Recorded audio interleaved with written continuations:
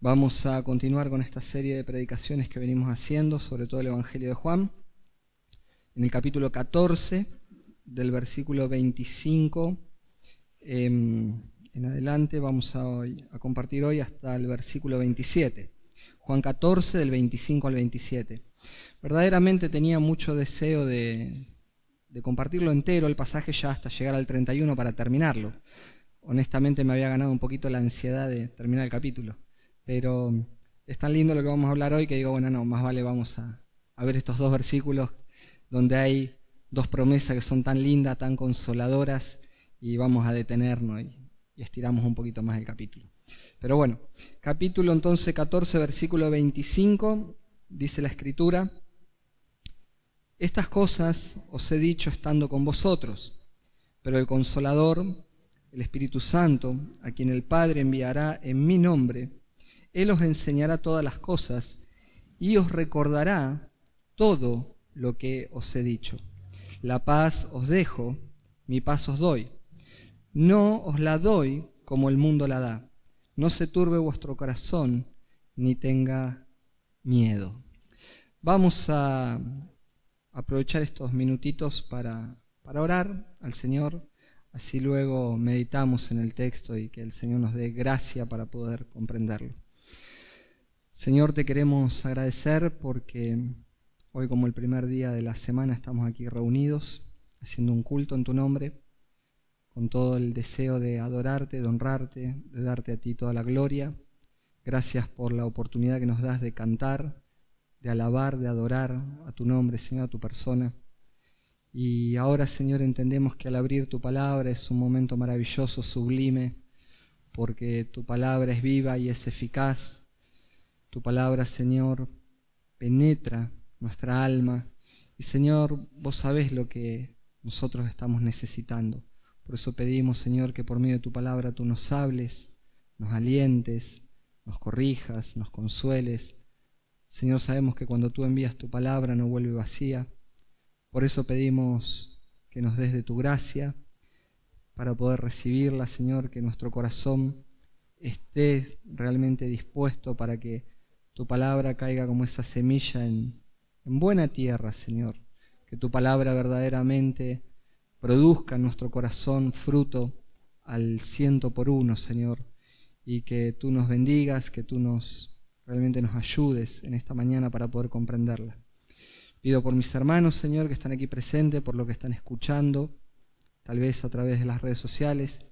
Y en especial, Señor, te ruego por mi vida, que me ayudes a mí. Tengo la inmensa responsabilidad de compartirla a tu palabra, Señor, y te pido que me des gracia para poder hacerlo con simpleza, con esa virtud tuya, Señor, para que de verdad tu palabra corra entre nosotros y seas tú glorificado y no el predicador. A ti sea la gloria, Señor, en el nombre de Jesús. Amén. Bueno, mis queridos hermanos, entonces abrimos ahí, como dijimos, acabamos de leer Juan capítulo 14, del versículo 25 al 27. Y antes de empezar a meditar, yo quiero que nosotros recordemos un poquitito, nos metamos en el contexto de lo que ya venimos viendo y en el contexto de lo que está pasando aquí. Porque recordemos que los discípulos se encuentran en un momento donde su alma estaba turbada, estaba angustiada, ellos venían preocupados por las declaraciones que Jesús les terminaba de hacer. ¿Se acuerdan lo que vimos en capítulo 13? Capítulo 13 Jesús le había revelado que él iba a ser entregado, que había un traidor entre ellos. En definitiva, estamos ya a horas de la crucifixión. Entonces, el sentimiento que ronda a los discípulos en este momento, el sentimiento que embarga a los discípulos es de angustia, es de turbación, es de tristeza. Todo esto está en este momento aconteciendo en este contexto. Y en esta sección del discurso de Jesús, nosotros tenemos que ver que Jesús le está recordando a ellos justamente su partida y las consecuencias que esto implicaría para la vida de sus discípulos. Pero al meditar en esta porción, incluso en realidad, aunque no vamos a llegar al versículo 31, pero al meditar esta porción final del capítulo, nosotros tenemos que entender que el propósito no es presentar a la partida del Señor como si fuera una pérdida o como si fuera algo trágico. Aunque los discípulos lo están experimentando de esa manera, aunque los discípulos lo están viviendo de esa manera o de esa forma, en realidad esta porción es una bendición. Debe ser una bendición, no presentada como una tragedia, sino como una bendición. Porque el hecho de que Jesús iba a dejar de estar entre ellos físicamente, era primero la mayor bendición que Jesús vaya a la cruz porque iban a ser redimidos. Pero después se iba a ir, pero iba a enviar su Espíritu para que esté con ellos en todo tiempo, en ellos inicialmente y después en todos los que iban a creer también, por supuesto. Entonces, este pasaje, lejos de ser una tragedia, esta porción, en realidad es una bendición. Y Jesús está sumamente consciente de lo que sus discípulos están experimentando. Él sabe que ellos están angustiados, entristecidos, sabiendo que son las últimas horas de Jesús. Y esto es lo extraordinario, que siendo en esta historia la única víctima inocente, que es Jesús, que sabe lo que le va a acontecer, porque sabe que le espera un juicio injusto, maltratos, azotes, burlas, sabiendo Jesús todo lo que le espera, aún sabiendo que lo más terrible es que va a ser crucificado y que la ira de Dios Padre iba a caer sobre Jesús en esa cruz, aún sabiendo todo esto, Él no está preocupado por sí mismo, sino está preocupado por sus discípulos y por darle consuelo. Esto es lo maravilloso, ¿no? Y Él va a consolar los corazones de sus discípulos por medio de dos promesas. En primer lugar, en el versículo 26, Él le habla de que el Espíritu Santo ahora iba a estar en ellos e iba a actuar a través de ellos. Y en segundo lugar, les da consuelo diciéndole que la paz de Él también estará en ellos. Entonces comencemos a meditar un poquito ahora en el texto. Versículo 25 comienza esta porción diciendo: estas cosas os he dicho estando con vosotros. Estas cosas os he dicho estando con vosotros. Existe una discusión entre los eruditos bíblicos con respecto a este versículo. Si lo que en verdad Jesús quiso referirse cuando dice estas cosas a lo que Él le enseñó durante los 3 años de su ministerio, si se refería a lo que enseñó a lo largo de esos 3 años, o si ciertamente Jesús se está refiriendo únicamente a este sermón del aposento alto. Bueno, excelentes comentaristas difieren en esto. Algunos piensan que fue por los 3 años que Jesús estuvo enseñando, otros dicen que solo refiere a esta porción del discurso del aposento alto. No lo podemos saber con certeza, tampoco creo que sea lo más determinante. Pero es interesante que ahora comienza el versículo 26, y sí nos importa esto, diciendo, pero el Consolador, el Espíritu Santo, a quien el Padre enviará en mi nombre, Él os enseñará todas las cosas y os recordará todo lo que os he dicho. Note cómo comienza, pero el Consolador, el Espíritu Santo, ya Jesús le había dicho que iba a enviar al Espíritu Santo, ya se había predicado incluso sobre esto. Y ahora Él le dice, si nosotros hacemos memoria de lo que predicó el pastor Ricardo en el mensaje anterior, Él estuvo hablando sobre el Consolador y sobre la función que iba a cumplir el Consolador. Este Consolador que era otro de la misma esencia que Jesús. Si bien era otra persona, es la tercera persona de la Trinidad, pero sabemos que Dios sigue siendo uno. Y que aunque era la tercera persona de la Trinidad, tenía la misma esencia que el Señor Jesús. Este Consolador, Ricardo compartió sobre que era nuestro Paracleto, aquel que iba al lado nuestro. Y yo no quiero ser reiterativo sobre lo que ya predicó el pastor Ricardo. Entonces voy a omitir hablar de la función de este Consolador, porque ya lo predicó Ricardo. Pero quisiera que nosotros observemos que ahora en este versículo 26 se lo llama el Espíritu Santo. El Espíritu Santo. A diferencia que en el versículo 17 del texto se lo había llamado el Espíritu de verdad. Versículo 17 dice, es decir, el Espíritu de verdad, a quien el mundo no puede recibir porque ni le ve ni le conoce, pero vosotros sí le conocéis porque mora con vosotros y estará en vosotros. Esto estaba en Juan 14, 17, ya lo vimos la semana anterior también. Pero a diferencia de que se le dice el Espíritu de verdad, ahora se lo nombra como el Espíritu Santo. Y esta es una designación que está en el versículo 26, pero que nosotros sabemos que de ahora en adelante va a aparecer a todo lo largo de lo que es el Nuevo Testamento. En todo el Nuevo Testamento, empezando en el libro de los Hechos, siguiendo las epístolas, vamos a ver que se lo nombra como el Espíritu Santo. Y esta expresión de nombrarlo como el Espíritu Santo está haciendo una referencia al carácter de la tercera persona de la Trinidad. Nosotros sabemos que Dios, como un Dios trino, es un Dios santo. Esto está clarísimo.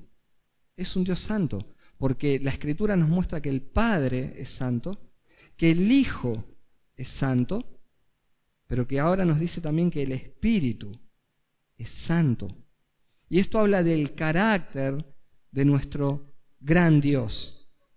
Y este concepto de que Dios es santo y de que el Espíritu es santo, justamente tenía suma importancia en cuanto a la visión que tenía la iglesia primitiva en cuanto a la persona de Dios. La persona de Dios sabía perfectamente de que Dios era un Dios santo. Y es para nosotros también de suma importancia que nosotros podamos tener este concepto claro de quién es nuestro Dios, que Dios es un Dios santo. El mayor atributo que tiene Dios es su santidad y su soberanía. De estos dos atributos se desprenden todas las demás cosas, pero yo quiero enfatizar en el día de hoy su santidad, porque todos los atributos que tiene Dios están conectados con su santidad. Es decir, la justicia de Dios es una justicia santa, porque podría haber justicia sin santidad y no sería una verdadera justicia, pero la justicia de Dios está ligada a su santidad. La fidelidad de Dios está ligada con su santidad. Su misericordia es santa, su amor es santo, su bondad es santa, su fidelidad es santa.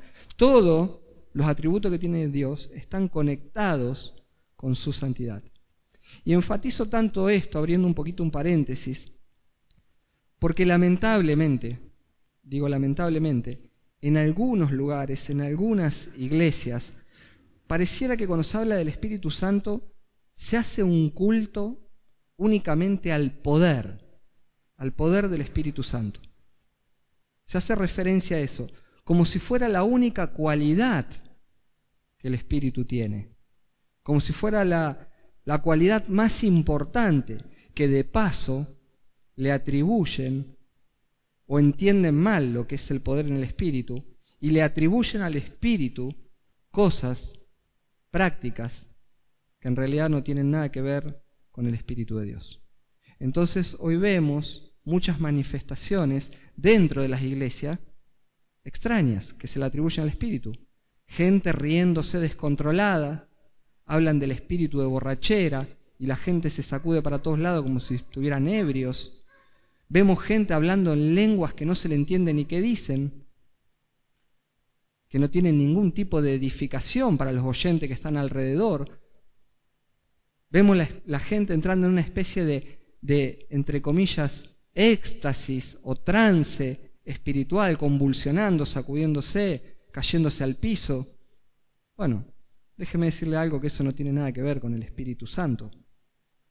Eso no tiene nada que ver con el Espíritu Santo. Para la iglesia primitiva, saber que Dios era santo, que el Espíritu Santo era de vital importancia y tiene que seguir siéndolo para nosotros.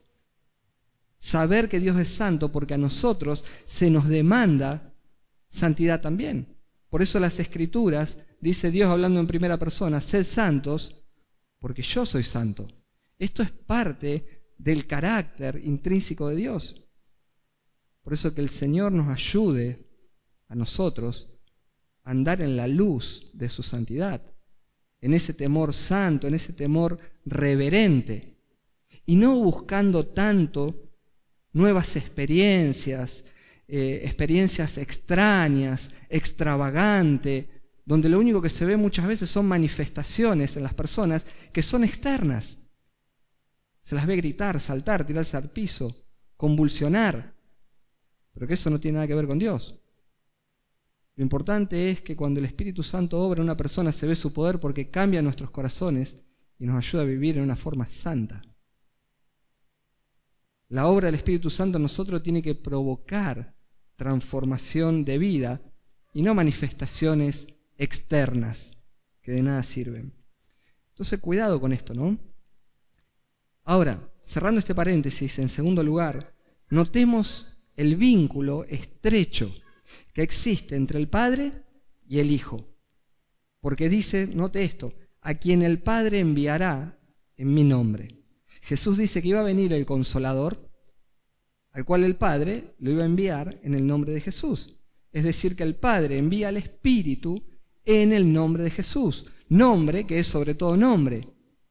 El nombre de Jesús es un nombre con autoridad. Y esta expresión que usa Jesús, que lo enviará en mi nombre, la idea está tratando de referir que va a venir ahora otro, va a venir un Consolador, va a venir un Paracleto, va a venir la tercera persona de la Trinidad, que al mismo tiempo tiene la misma esencia que Jesús y que va a venir a estar en ustedes, con ustedes, porque viene de mi parte. Porque ustedes no van a quedar solos, ni van a quedar huérfanos en todo esto. Entonces, así como Jesús vino de parte del Padre, como Jesús vino de parte del Padre, de la misma manera ahora el Espíritu va a venir de parte de Jesús. En Juan 5:43 se nos dice que Jesús vino de parte del Padre. Porque en una discusión que tuvo Jesús con los religiosos, Él le dice, yo he venido en nombre de mi Padre y no me recibís. Pero también ahora vemos que el Espíritu viene de parte de Jesús y para glorificar a Jesús. Acompáñenme en su Biblia en Juan capítulo 16, versículo 13. La Escritura dice, pero cuando Él, el Espíritu de verdad, venga, os guiará a toda verdad, porque no hablará por su propia cuenta, sino que hablará todo lo que oiga y os hará saber lo que habrá de venir. Él me glorificará, porque tomará de lo mío y lo hará saber. Mira qué interesante, ¿no? El Espíritu iba a venir de parte de Jesús, por la intercesión de Jesús. Dice, y el Espíritu les va a hacer saber a ustedes todas las cosas, y Él me glorificará. ¿Por qué le va a glorificar? Porque va a tomar de lo que era de Jesús y se los va a hacer saber a ustedes. Ahora, ya tenemos claro entonces que el Espíritu iba a venir por parte de Jesús. Pero vaya a Juan 15:26, porque también es cierto que se nos dice que el Hijo va a enviar al Espíritu desde el Padre. Juan 15:26 dice, cuando venga el Consolador, a quien yo enviaré del Padre, es decir, el Espíritu de verdad, que procede del Padre, Él dará testimonio de mí. Note ese detalle. Jesús dice que el Espíritu Santo iba a venir, el Consolador iba a venir. Dice, a quien yo enviaré del Padre. Jesús lo envía, dice, pero viene del Padre, es decir, el Espíritu de verdad que procede del Padre. Dice, Él viene para dar testimonio de mí. Entonces seguramente usted se está preguntando, bueno, conclusión, entonces, ¿quién al final lo envía? ¿Quién es el que lo envía al final? Bueno, la respuesta es simple, ambos. Ambos lo envían, ambos envían al Espíritu Santo. La misión del Espíritu Santo deriva tanto del Padre como el del Hijo, indistintamente de cómo Jesús lo expone en el Evangelio, como Juan lo registró. Indistintamente de esto, esto es una verdad más allá de cómo está expuesta. Y en este versículo nosotros vemos una clarísima referencia hacia la Trinidad. ¿Y cómo funciona la Trinidad? ¿Con qué unidad de pensamiento, de esencia, funciona la Trinidad de Dios? Y este es uno de los versículos más atacados muchas veces por las distintas religiones y sectas con referencia a la Trinidad. No es el punto ni vamos a hablar de eso hoy, no quiero perder tiempo en eso, pero usted debe saber lo que este es uno de los versículos más atacados. Ahora, cuando el Espíritu venga, dice Jesús, que les enseñará todas las cosas y os recordará todo lo que os he dicho. Y la pregunta es, ¿qué significa todo lo que Jesús ha dicho? Bueno, la referencia todo significa que no excluye nada, claramente, ¿no? Porque algunos buscan qué significa todo, a qué quiso apuntar. Todo significa que no excluye nada. En el español, en el griego y donde lo quiera poner. Todo no excluye nada. Entonces, la misión del Espíritu Santo hacia ellos es que le iba a enseñar a sus discípulos, a los que estaban ahí reunidos, todo lo que ellos necesitaban saber. Todo cuanto ellos necesitaban saber para ver cómo se iban a manejar. Y recordemos que muchas de las cosas que Jesús les enseñó a ellos, estando entre ellos no lograron entenderla, no lograron comprenderla. Y Jesús tuvo que volver a repetírsela, y algunas de ellas tampoco las entendieron en determinado momento. Y aún en la humana debilidad que tenían cada uno de los discípulos, también corrían el riesgo de olvidarse de las enseñanzas de Jesús. Y vaya que sí lo hicieron. ¿Se acuerdan cuando Jesús fue crucificado? ¿Qué fue lo que pasó con Pedro y otros discípulos? ¿Qué hicieron? ¿No se acuerdan? Se fueron a pescar. Se volvieron a sus labores de antes. Y todo lo que habían aprendido, todo lo que le habían enseñado, se olvidaron. Pero Jesús fue y los buscó nuevamente en las orillas del mar. Entonces hasta en su humana debilidad no solamente había cosas que no entendían, sino hasta las olvidaron de las que tenían que hacer. Entonces es interesante que nosotros podamos entender ahora que Jesús le garantiza que les va a enviar el Espíritu y enfatiza ahora la función del Espíritu Santo. El Espíritu Santo como el Maestro y como aquel que va a guiar a la iglesia del Señor. Ahora nosotros tenemos que el texto nos dice que el Espíritu Santo venía para enseñarle y para recordarles a ellos todo lo que Jesús le había dicho. Porque dice, Él les recordará, les enseñará y les recordará todo lo que os he dicho. Es decir, que todas las enseñanzas que Jesús volcó en sus discípulos, ahora el Espíritu se las iba a enseñar, se le va a clarificar, se las iba a recordar. Y es interesante esto, ¿no? Que el Espíritu no le trajo a ellos ninguna otra revelación que fuera contraria a lo que Jesús les había enseñado. De hecho, el Espíritu fue quien inspiró a hombres escogidos para traernos a nosotros todo el consejo de Dios por medio del canon bíblico. Y aún Pablo escribió sobre cosas que Jesús enseñó, y Pablo terminó de desarrollar las doctrinas conforme a lo que el Espíritu le fue inspirando. Pero jamás hubo una contradicción entre las enseñanzas de Jesús y lo que el Espíritu ahora le enseñaba y le recordaba e inspiraba a los apóstoles para que lo puedan registrar. Déjeme decirle algo.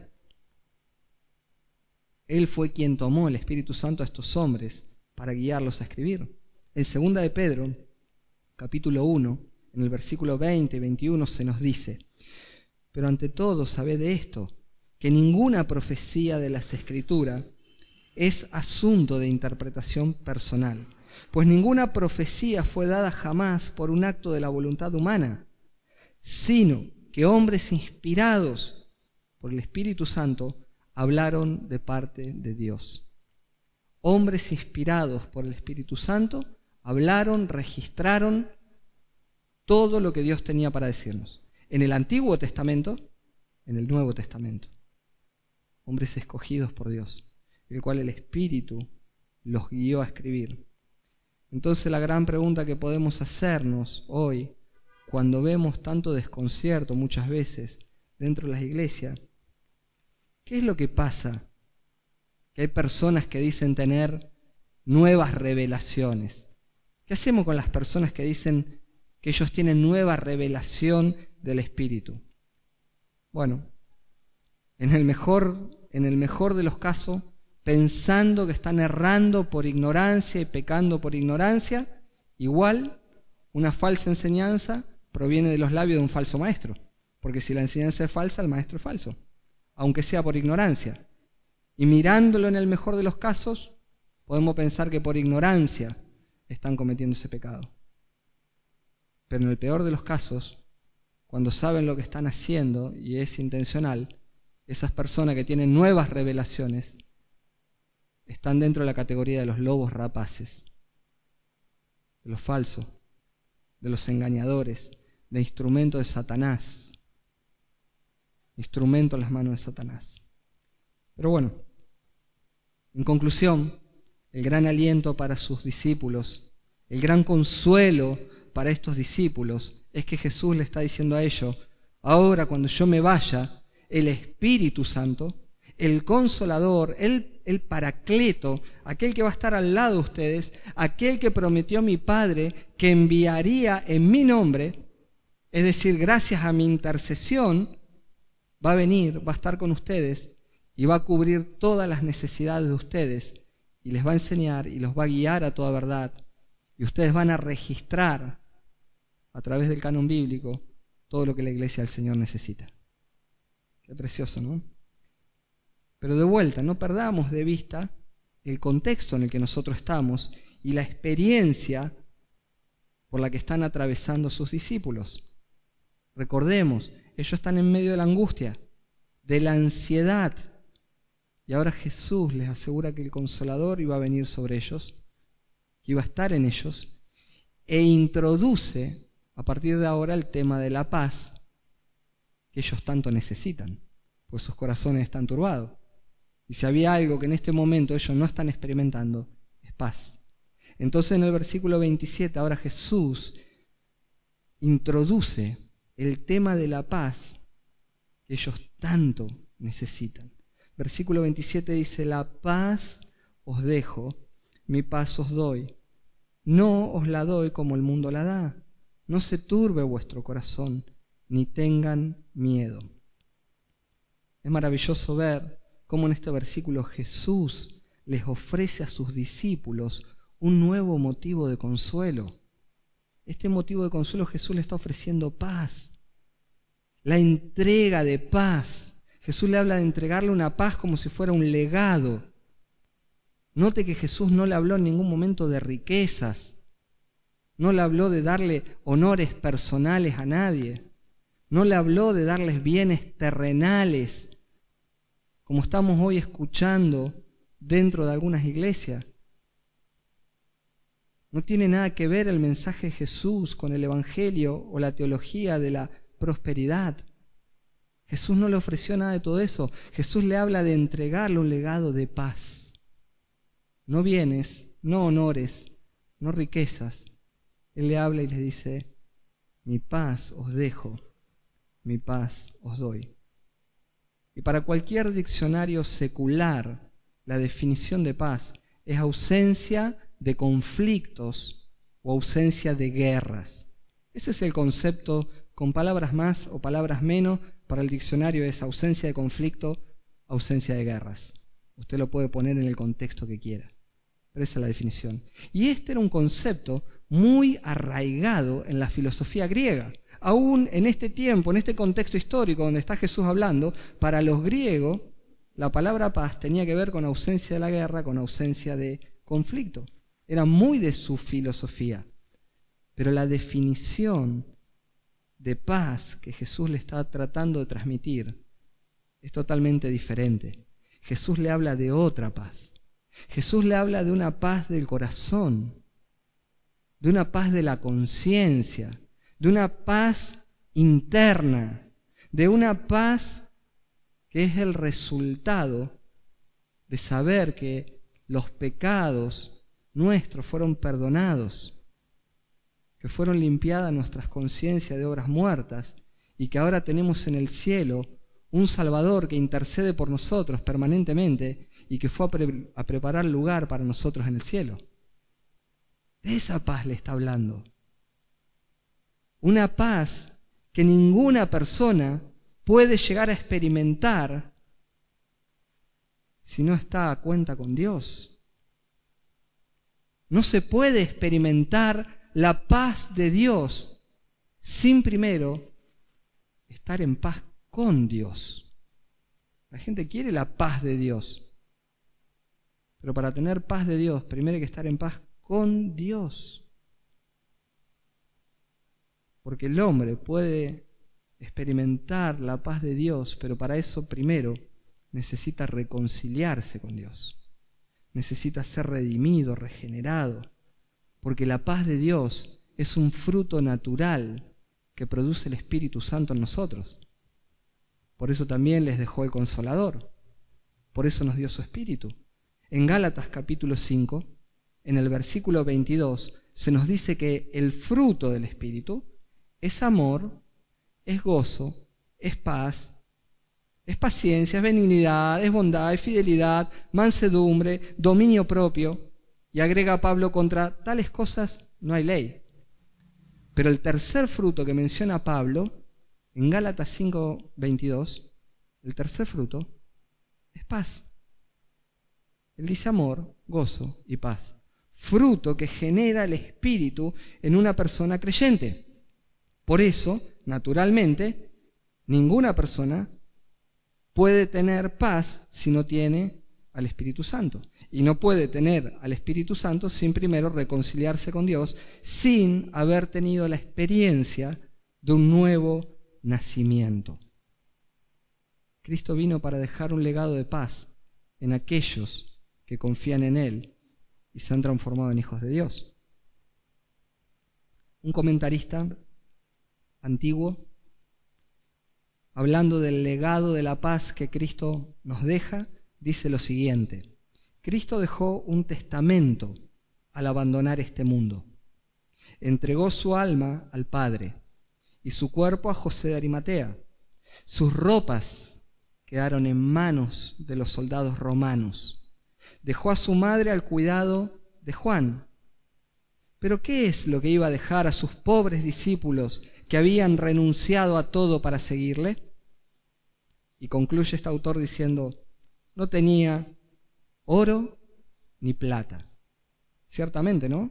El Señor dijo: no tengo ni dónde recostar la cabeza. No tengo ni oro ni plata, pero les legó algo mucho mejor: su paz. Su paz. La paz que disfrutan los corazones de los redimidos por el hecho de saber que fuimos salvados por el Señor. Y Jesús dice: mi paz os doy. Noten eso, el posesivo. Él dice: mi paz. Observemos que es Dios la única fuente de paz verdadera. Es Dios la única fuente de esa paz sobrenatural. La paz verdadera es una bendición espiritual. No es una circunstancia, es una bendición espiritual de la cual pueden disfrutar únicamente aquellos que son hijos de Dios. La bendición de la paz es algo incluso que procede de la Trinidad, de nuestro Dios Trino. De ahí provee esa paz. Aquí Jesús, en este versículo que estamos leyendo nosotros, se presenta Él como la fuente de paz. Porque Él dice: mi paz os doy. Él la llamó su paz. Él era poseedor de paz. Él poseía esa paz que lo mantuvo en serenidad, que lo mantuvo en calma frente a la hostilidad que recibía permanentemente. Quienes leemos la Biblia permanentemente sabemos cómo fue resistido en todo tiempo. Venimos viendo desde los primeros capítulos cómo los religiosos, los fariseos, lo resistían, lo insultaron, cómo lo maltrataron. Llegaron a decir que él era hijo de una mujer ramera prácticamente, que era nacido de fornicación, que él era hijo de samaritano. Lo ofendieron de todas las maneras. Sin embargo, siempre mantuvo la paz. Y no solo eso, sino que ante los ataques ya en la hora de la cruz, guardó la paz y la calma. Según Pedro en el capítulo 1, Primera de Pedro capítulo 1, Primera de Pedro capítulo 2, versículo 23, el apóstol Pedro nos dice que cuando le ultrajaban, no respondía ultrajando. Cuando padecía, no amenazaba, sino que se encomendaba a aquel que juzga con justicia. fue esa calma y esa paz que lo mantuvo siempre en serenidad. Esa misma paz que poseía el Señor en él fue lo que lo mantuvo en silencio cuando estuvo frente a Pilato y todo el mundo lo acusaba y todos lo querían crucificar. Y Pilato le dice: ¿no respondes nada a las acusaciones que te hacen? El Señor calló y guardó silencio. Pero no solamente vemos que Jesús es la fuente de paz, sino que vemos que en este Dios trino, el Padre también es fuente de paz. Romanos 15:33 nos dice: el Dios de paz sea con vosotros. Amén. El Dios de paz sea con vosotros. El autor de los Hebreos dice en Hebreos 13:20: y el Dios de paz, que resucitó de entre los muertos a Jesús, nuestro Señor, el gran pastor de las ovejas, mediante la sangre del pacto eterno. Qué maravilloso, ¿no? El gran pastor de las ovejas, el príncipe de los pastores, el príncipe de paz, el cual la muerte no lo pudo retener. El Dios de paz, el Dios Padre, lo resucitó de entre los muertos. Y vemos a Dios Padre también como fuente de paz. Y aún el apóstol Pablo, en la mayoría de sus cartas, cuando comienza saludando a la iglesia, comienza mostrándonos este principio que Dios Padre y Dios Hijo son fuente de paz. En la carta a los Romanos, capítulo 1, versículo 7, Pablo, saludando a la iglesia, le dice: a todos los amados de Dios que están en Roma, llamados a ser santos, gracia a vosotros y paz. ¿Paz de quién? De parte de Dios, nuestro Padre, y del Señor Jesucristo. Ahí ve a Dios Padre, de Jesucristo, como fuente de paz. Cuando saluda a Pablo a los Corintios, en 1 Corintios capítulo 1, verso 3, él le dice: gracia a vosotros y paz, otra vez. ¿De quién? De parte de Dios nuestro Padre y del Señor Jesucristo. Entonces, en conclusión, vemos que Dios Padre y que su Hijo Jesucristo son la fuente de la paz. Y es el ministerio ahora del Espíritu Santo, el ministerio del Consolador que fue enviado, impartirnos a nosotros esa paz. Por eso es que el fruto del Espíritu es amor, gozo, paz y todos los otros que nombramos. Dios Padre, Dios Hijo son la fuente de esa paz. Y el ministerio del Espíritu es impartirnos esa paz a todos los creyentes. Y tal vez cuando usted está escuchando hablar tanto de paz, de paz, de paz, y que Dios imparte esto hacia sus hijos, tal vez puede estar usted pensando internamente, a la luz de su vida: yo a veces no gozo de esa paz. Tal vez se le esté cruzando ese pensamiento por la mente. Si yo soy un creyente, ¿por qué no puedo tener esta paz? Y es bueno aclarar esto, ¿no? Porque si no, en 2 o 3 minutos podemos empezar a entrar en pánico. ¿Soy del Señor? ¿No soy del Señor?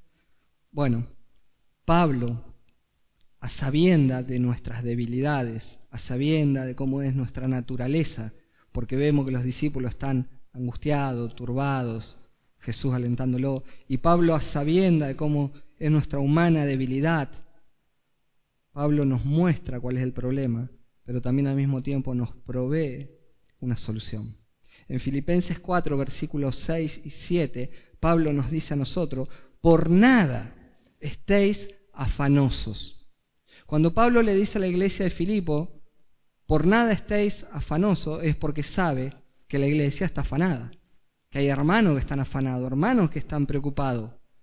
Y Pablo le hace esta exhortación: por nada estéis afanosos, antes bien, en todo, mediante oración y súplica, con acción de gracias, sean dadas a conocer vuestras peticiones delante de Dios. Y escuche bien: y la paz de Dios, que sobrepasa todo entendimiento, guardará vuestros corazones y vuestras mentes en Cristo Jesús. De esto se trata. La solución a toda esa ansiedad, a todas esas inquietudes que nosotros vivimos permanentemente, a esos temores que muchas veces nos asaltan y nos quitan la paz y perturban nuestro corazón, la solución, según Pablo, dice: ustedes no necesitan estar afanados y turbados con estas cosas, cualquiera sea tu problema. Lo que vos necesitas es orar, suplicar, rogar con acciones de gracia al Dios Todopoderoso, porque Él es soberano y Él tiene todo control. Y cuando vos orás, cuando vos suplicás, cuando vos le das gracia al Señor confiando, pasa esto: la paz de Dios, porque Él es la fuente de la paz, que sobrepasa todo entendimiento, va a guardar a tu corazón y va a guardar tu mente. Note que dice que es Dios el que guarda nuestro corazón y nuestra mente. Es Dios. Es una obra de Dios trayendo paz a nuestro corazón. De esto se trata. Y ahora Jesús enfatiza en el versículo 27 que estábamos leyendo de Juan 14, ahora Él enfatiza un marcado contraste entre la paz que Jesús nos está ofreciendo y la paz que el mundo ofrece. Porque note que el versículo dice: no os la doy como el mundo la da. Esta paz de la que Jesús habla, dice: lo que yo le ofrezco es una paz no como la que está ofreciendo el mundo. El mundo muchas veces proporciona emociones, satisfacciones que son de índole carnal, simplemente por el hecho de circunstancias. La paz que el mundo le ofrece a la persona no es una paz real. Y confundimos lo que es paz con alegría, con que las cosas están medianamente bien. Pero esa provisión del mundo, lo único que afecta a nuestra vida son las emociones y las satisfacciones carnales, que son simplemente producto de circunstancias de la vida. Pero déjeme decirle algo, hermano. Esas cosas de las que se disfruta son temporales. Antes o después se termina. Si tu paz tiene que ver con cosas de la tierra palpable, cuando esas cosas te faltan, se te acabó la paz. Se acabó tu paz. El mundo también puede gratificar las pasiones. El mundo puede gratificar los sentimientos. El mundo puede gratificar el orgullo que tiene el hombre natural. El hombre está lleno de orgullos y de vanidades, que parece que cuando las alcanza, sí, ahora lo alcancé, ahora lo tengo, esto me da paz. Mentira, es temporal. Cuando eso desaparezca, se acabó tu paz. El mundo puede ofrecer esa paz aparente, pero lo que el mundo jamás puede ofrecer es la verdadera paz interior, ni la tranquilidad de conciencia tampoco, por la simple razón de que no puede ofrecer el mundo lo que no tiene. La paz interior viene como consecuencia de saber que nuestros pecados fueron perdonados, que fuimos redimidos por el Señor, que ahora tenemos la seguridad de la promesa de una eternidad en la presencia del Señor. Y eso el mundo no lo puede dar. Y en medio de la debilidad que los discípulos en este momento están experimentando, ahora Jesús les agrega, les dice, no solamente que Él le deja un legado de su paz, sino que los orienta diciéndole: no se turbe vuestro corazón, ni tengan miedo. Ahora los alienta diciéndole: no se turbe el corazón de ustedes. Haga memoria, recordemos que estas mismas palabras las dijo Jesús al comenzar este capítulo. Capítulo 14, versículo 1. Ellos están turbados por toda la información que Jesús le había dado, que había un traidor, que Él estaba pronto a irse. Ellos están turbados. Y el capítulo 14, versículo 1, Jesús comienza diciendo: no se turbe vuestro corazón. Confiad en Dios, confiad también en mí. Esa fue la afirmación, el aliento que Jesús les dio. Entonces ahora le repite esas palabras nuevamente en el versículo 27. No se turbe vuestro corazón. Les repite esta palabra para darles consuelo, para que ellos piensen, reflexionen, confíen en el Señor y no se dejen doblegar por la preocupación, por la agitación que están experimentando ahora dentro de sus corazones. Y es notable que, a diferencia del versículo 1, acá no solamente les dice: no se turbe vuestro corazón, sino que agrega: ni tengan miedo, a diferencia del versículo 1. En el versículo 1 le dijo no se turben y les pidió confianza.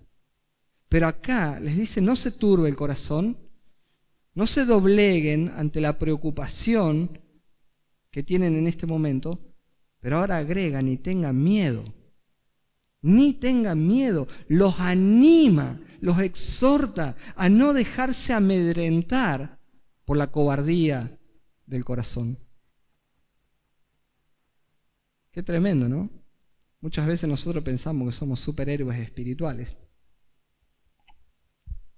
Sin embargo, son las circunstancias de la vida, los impactos muchas veces de la vida, que nos ponen frente a realidades y exhiben lo que hay en nuestro corazón. Exhiben que experimentamos turbación, falta de paz, miedos. Tremendo. Y son esas cosas lo que muestran que hay realmente en nuestro corazón. Nosotros muchas veces tenemos conceptos muy altos de nosotros mismos. Creemos que siempre estamos caminando en el tercer cielo. Pero acá Jesús le habla de miedo. No tengan miedo. Y el miedo es lógico en los seres humanos. Es una de las consecuencias que quedó entre nosotros aquí en el mundo después de Génesis 3. El hombre era uno antes de Génesis 3, era sin pecado, era precioso, era creado a imagen y semejanza de Dios, y después de Génesis 3, cuando el hombre cayó en pecado, la historia cambió. Porque la primera consecuencia, la más trágica, es que el pecado entró al mundo y con el pecado entró la muerte espiritual. Pero juntamente con esa muerte espiritual entraron un montón de otra cosa por causa de que el hombre ahora tiene una naturaleza caída y pecaminosa. Y entre ellas, entre las primeras cosas que podemos evidenciar del Génesis, ya y no más en el capítulo 3, es el miedo. Porque Adán y Eva se escondieron. Y cuando Dios los interrogó, dijeron, no, lo que pasa es que estábamos desnudos y tuvimos miedo. Empezaron a tener una experiencia que antes no conocían. El miedo. Entonces el miedo, evidentemente, es una pasión humana con la que todos luchamos. Y aún estando redimidos, luchamos con el miedo. La gente tiene miedo. Miedo a las enfermedades, miedo a sufrir, miedo a la pérdida de seres queridos, miedo a la economía, miedo por la inseguridad que hay en las calles, miedo. Y lamentablemente, hermano, déjeme decirle algo. Las noticias le revientan a las personas la cabeza y el corazón, poniéndole miedo. Poniendo miedo. Pero hermano, sepa que el miedo no es de Dios. El miedo no proviene de Dios. Y justamente Jesús los anima ahora a batallar contra el miedo. No tengan miedo, no se turbe el corazón de ustedes. Entonces, para concluir ya, porque la hora ha avanzado, déjeme rápidamente que apliquemos algunas cosas para nosotros. En primer lugar, recordemos la diferencia que Jesús establece entre la paz que ofrece el mundo y la paz que Jesús nos estaba ofreciendo. La paz que ofrece el sistema de este mundo es una paz artificial, condicionada a las circunstancias del momento, resultado de ambiciones personales, egocéntricas, de sentimientos egoístas que nosotros tenemos y que queremos que sean satisfechos. Si las cosas salieron como yo las quería, ¡ah! ¡Qué paz que tengo! Y si no salieron, se acabó la paz.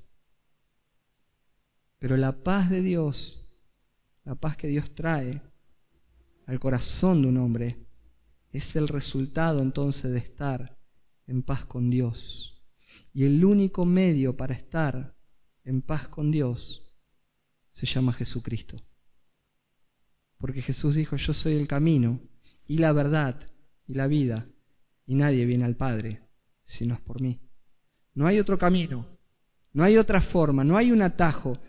Todo ser humano por naturaleza está destituido de la presencia de Dios.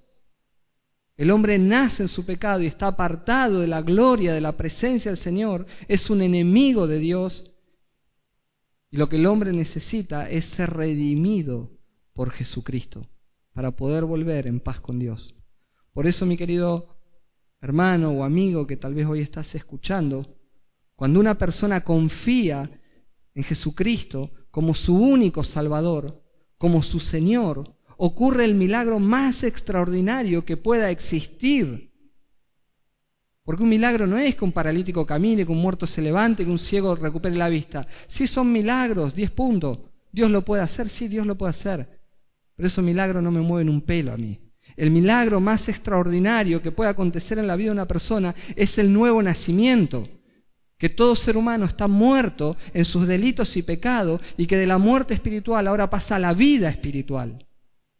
Que de pertenecer a un reino de tinieblas y de oscuridad, sometido a Satanás, a la muerte, al pecado, ahora es arrancado de ahí y trasladado al reino del Hijo amado, a un reino de luz. El milagro es que de ser enemigos de Dios, ahora pasamos a ser hijos de Dios y coherederos con Cristo Jesús. Y si hoy vos estás acá y estás escuchando el Evangelio por primera vez o a través de nuestras redes sociales, si hoy te das cuenta que estás sin Cristo y estás escuchando este mensaje y estás escuchando esta invitación es para vos. Nadie puede gozar de la paz de Dios sin reconciliarse primero con Dios. Entonces, en una forma resumida, Dios está salvando a viles pecadores. Y si vos te consideras un pecador y podés entender la necesidad que tenés de cambiar tu vida, necesitas a Cristo como tu Salvador, como tu Señor. Y en ese nuevo nacimiento que experimentamos, somos sellados con el Espíritu de Dios. Así como Jesús le garantizó a los discípulos que no se quedaban solos y que iba a venir un Consolador y que después a partir de Hechos capítulo 2 el Espíritu se derramó, vino sobre ellos y quedó en ellos, así el Espíritu está disponible para todos los que creen. Y cuando hay un nuevo nacimiento somos sellados con el Espíritu Santo, nos convertimos en templo del Espíritu Santo y por esa causa ahora entramos en paz con Dios. Ahora tenemos el Espíritu de Dios morando en nosotros. Ahora somos herederos del legado de la paz del Señor. Ahora podemos gozar nosotros de paz de Dios en nuestras vidas. Entonces, la pregunta, volvemos a la que hicimos antes. ¿Por qué yo muchas veces no puedo experimentar la paz? Déjame que te diga algo. Cuando no estamos experimentando la paz que Dios ofrece a través de su Espíritu, no le atribuyamos despropósito a Dios. El Señor no tiene culpa alguna en este asunto, porque las promesas que el Señor hace, dice la Escritura que las promesas de Dios son en Él sí y en Él amén. Si Jesús dijo, les dejo mi paz, ya. Él es la fuente de paz y en Él hay paz y el Espíritu produce paz. Las promesas de Dios son seguras porque Él no miente. Cuando los creyentes experimentamos falta de paz, tiene que ver con nosotros mismos, tiene que ver con nuestras debilidades, tiene que ver con la pecaminosidad de mi propio corazón, que muchas veces estoy distendidos en las disciplinas espirituales que el Señor me ha dejado para fortalecer mi vida. Tiene que ver con que yo a lo mejor no estoy meditando las Escrituras en la forma que debo hacerlo. Yo debo leer todos los días y debo meditar las Escrituras todos los días. Yo necesito venir al Señor en oración y que Él examine mi vida, que Él examine mi corazón y que traiga a luz los pecados que he cometido para que pueda arrepentirme y ser lavado y limpiado. Hermano, mi salvación en el Señor es segura. ¿Y la tuya también? Claro que sí. No hay ningún riesgo a los que somos del Señor de perder nuestra salvación. Pero sí hay una verdad. Que muchas veces la falta de disciplina espiritual me pone en una condición pecaminosa. Y mi pecado empaña la calidad de mi relación con Dios. Y cuando el Señor esconde un poquito su rostro de mí por causa de mi pecado para que yo desespere y le busque, es donde yo empiezo a perder paz. Entonces no es culpa del Señor, es culpa de la desatención personal que muchas veces tenemos. Por eso quiero concluir con esto, ¿no? Recordando la exhortación que nos hizo Pablo. No estén afanosos por nada. Si en algo están afanados, busquen a Dios. Rueguen, supliquen. Rueguen a Dios con acciones de gracia, porque la paz de Dios que sobrepasa todo entendimiento es la que va a guardar nuestros corazones y nuestras mentes en Cristo Jesús. yo debo luchar menos y buscar más de Dios. De eso se trata. Hermanos, para terminar, el Señor, usted tiene que tener en cuenta que es el primer interesado en que nosotros tengamos paz. ¿Amén? Él lo prometió, Él la dejó, Él es la fuente, Él está interesado en que nosotros tengamos paz. Hagamos nuestra parte, busquemos al Señor y Él se va a encargar del resto. ¿Amén? Oramos. Señor, te damos muchas gracias en este culto, por este tiempo que tenemos juntos con mis hermanos. Señor, ayúdanos a continuar meditando en todas estas cosas. Señor, vos conocés nuestra humana debilidad. Y te damos gracias, Señor, porque cuando éramos enemigos tuyos, en tu amor eterno, Señor, por un designio eterno y soberano, nos escogiste para salvación. Y enviaste a tu Hijo Jesús a redimirnos. Gracias, Señor, porque nos convertiste en templo de tu Espíritu y nos prometiste, Señor, que íbamos a gozar de tu paz. Por eso, Señor, te pedimos perdón, porque muchas veces no gozamos de esa paz. Te pedimos perdón porque muchas veces pecamos contra vos y no te buscamos inmediatamente. Por eso, Señor, limpia nuestros corazones, perfeccionanos, ayúdanos para que cada día nos podamos parecer más a vos, que utilicemos las disciplinas espirituales de la oración, de la meditación de tu palabra, para que de esa manera, Señor, vos puedas controlar nuestro corazón, nuestra mente. Señor, ayúdanos. Y si en algún momento te hemos atribuido despropósito, te pedimos perdón, Señor, porque tus promesas son verdaderas y tú no fallas ni cambias. Tú eres inmutable, Señor. Por eso ayúdanos a vivir en esa plenitud, en esa llenura del Espíritu, donde el tercer fruto que se nos nombra el Espíritu es paz. Ayúdanos a gozar de esa paz que está en ti. En tu nombre, Jesús. Amén y amén.